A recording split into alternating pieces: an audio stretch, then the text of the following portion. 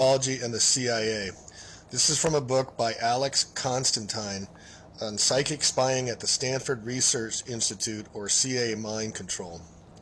Quote, concrete evidence that electronic mind control was the true object of study at Stanford Research Institute was exposed by the Washington Post in 1977.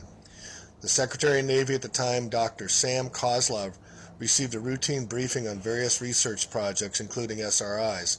As the briefer flashed his chart onto the screen and began to speak, Kozlov interrupted, "What the hell is that about?" Among the glowing words on the projected chart, the section described SRI's work was labeled, quote, ELF and mind control. Now let's assume that Dr. Kozlov, the head of the Navy, knew about this program.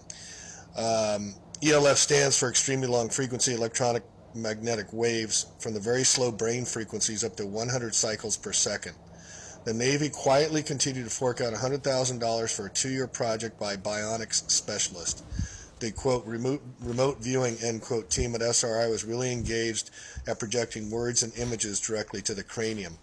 It was not a humanitarian pastime. The project was military, and test subjects are subjected to a lifetime of EM torture, applied with the same thorough disregard for human rights as the radiation tests conducted at the height of the Cold War. To be sure, the treatment of subjects received at the hands of their own government would be considered atrocities if practiced in wartime. Now, please note they were using this back in 1977.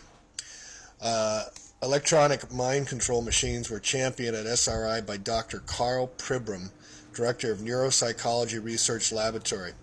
I certainly could educate a child by putting an electrode in the lateral hypothalamus and then selecting the situations in which I stimulate it. In this way, I can grossly change his behavior. Psychology Today touted Pimbram as, quote, the Magellan of brain science, end quote. He obtained his degrees BS, MD at the University of Chicago. SRI studied how the brain processes and stores sensory imagery. He is credited with discovering that mental imaging bears a close resemblance to the hologram projection, the basis for transmitting images to the brains of test subjects under the misnomer of remote viewing. The SRI-PSI experiments were supervised at Langley, Virginia by John McMahon,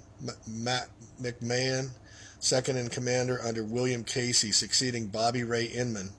The SAIC director, McMahon, has, according to Philip Agee, the CIA whistleblowing exile, an affinity for, quote, technological exotics for the CIA covert actions.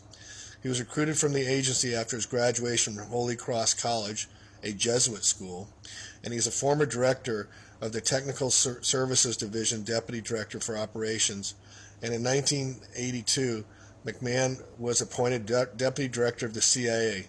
He left the agency 6 years later to take the position of President of Lockheed Missiles and Space Systems Group. In 1994, he moved to the Draper Laboratories. He is the Director of Defense Enterprise Fund and an advisor to the congressional committees. Many of the SRI empaths were mustered from L. Ron Hubbard's Church of Scientology. Harold Puthoff, the Institute's senior researcher, is a leading Scientologist.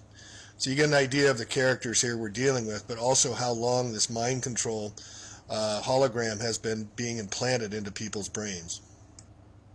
To illustrate how easily and simply technology has been able to manipulate the human mind, this is an abstract from a patent that was taken out in the United States back in 2001. Nervous system manipulation by electromagnetic fields from monitors.